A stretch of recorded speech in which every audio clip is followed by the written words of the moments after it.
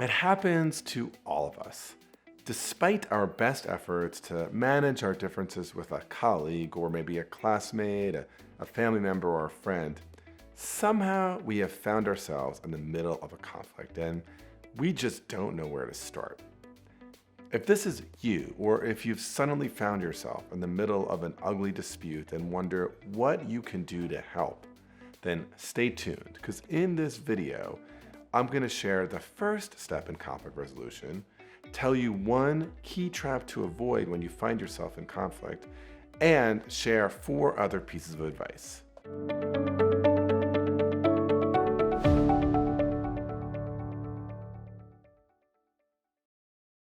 Okay, so there you are in the midst of this conflict. It has escalated. It's not pretty. Here is the first and most important step. Instead of reacting to the moment, you want to become diagnostic. So most of us, if we find ourselves in a conflict, right, if we're feeling pushed by the other side, many of us, right, our nature is we push back.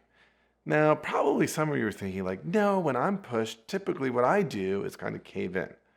Here's the thing, neither of those things are really helpful, because in this moment when we find ourselves in conflict, the thing we really want to do is take a step back and become diagnostic.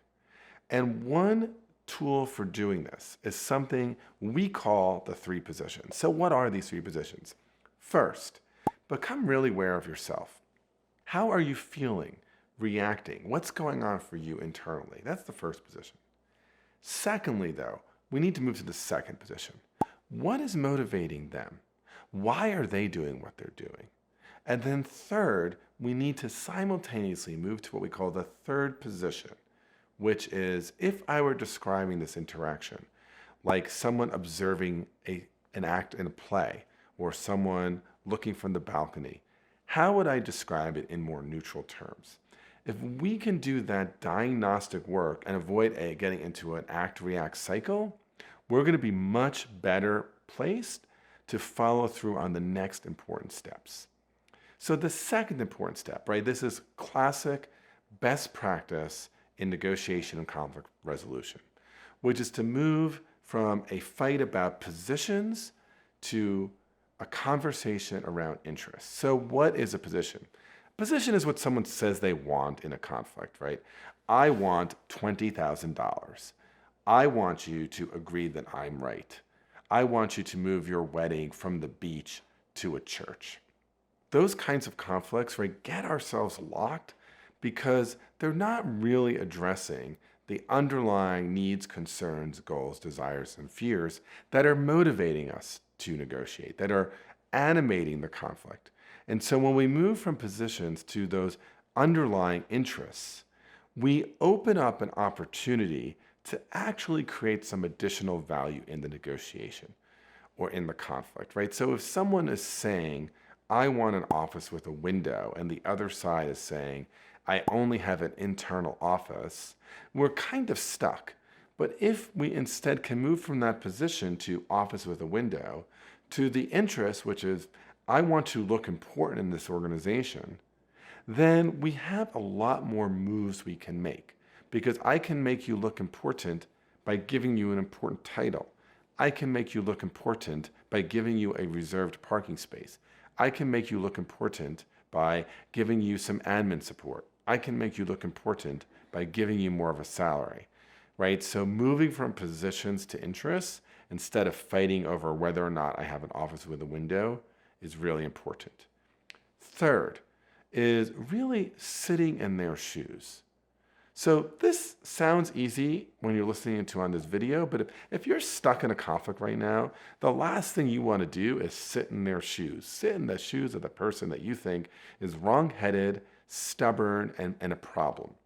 But what we know is that perspective taking helps you craft something that would be yesable to them, that's easier for them to say yes to. So there is this story of a seminary, and a young seminarian goes up to the friar in charge and asks him, Father Superior, may I smoke while I pray? And the immediate answer is, no, you may not, and that is a really stupid and disrespectful question. So the problem here is not necessarily with the request, but it is with the form of the request, the framing of the request, because the framing of the request was not from the perspective of the decision maker. Think about what happens next. 10 minutes later, another young seminarian goes up to the same friar in charge and asks this question: Father Superior, may I pray while I smoke? And of course, the answer to that question is a decided yes. And the real difference is one request is made from the perspective of the decision maker, making it easier for them to say yes. And this leads to the fourth important piece of advice.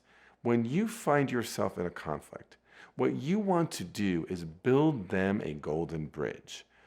Give them a choice that makes it easy for them to say yes to, a choice that saves face, a choice that doesn't look like a loss to them. And what can happen so often is when we find ourselves in conflict, especially if we're the kind of person who, when we're pressed, we press back, is we tend to actually escalate it. We tend to actually make it worse. We dig in. Let me give you an example of just how unproductive this was in a situation in which I was called in, unfortunately, after it had really moved to impasse. So this involved a law school and a law school conflict where there had been a number of unfortunate issues and conflicts between various groups on campus that ultimately related to questions around both free speech issues and diversity issues. And the dean got involved.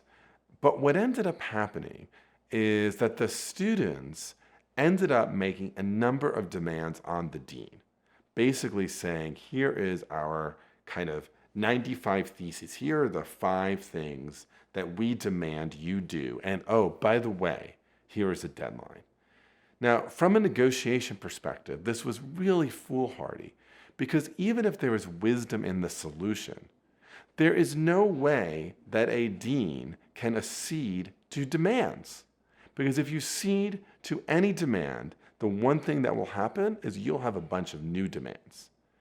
And so instead, right, what could have happened is if the students had reached out to this dean and said, we'd love to meet, to brainstorm with you so that we can find a way that you can be the leader amongst national law deans with respect to issues of free speech and diversity, equity, and inclusion issues. That is so much more of a yesable proposition for the dean. Lastly, it's so typical that when we find ourselves in a conflict, we end up with kind of this zero-sum gremlin in our mind, right? We think any concession I make is a win for them and a loss for me. But you need to do everything you can to avoid a zero-sum mindset, because almost every conflict actually has a bunch of issues where if we can actually work with each other, we can create some value, right? It's not just about concessions. So I'm going to give you a business example. So some years ago, I was involved in a conflict between a manufacturer of a particular product in China and the parent company in the United States. And specifically, this was around whether delivery of the items would occur via boat or via flight.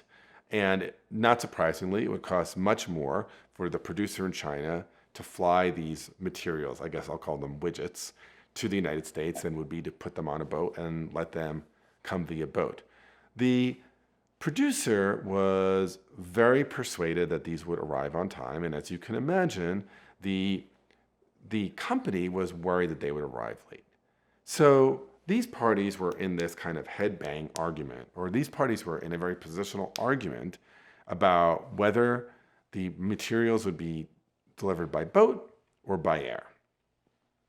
But once we were able to actually talk a little bit more, what we were able to identify is that the cost to the company in the United States of a late delivery would be $3 million.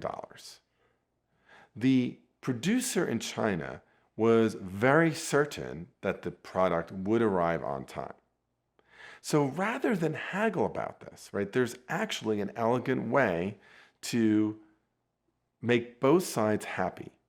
If the supplier in China is very confident of the boat delivery, they should be willing to guarantee an on-time delivery and agree that if the product arrives late, they will reduce their fee by $3 million. And if the US company really believes that they'll only lose $3 million if there's a late delivery, there's no risk to them to agreeing to the boat delivery. So the idea here, right, is that even though this seems zero sum, we can haggle it out, or we could simply make a trade on a difference in prediction about the future, which is exactly what the company did.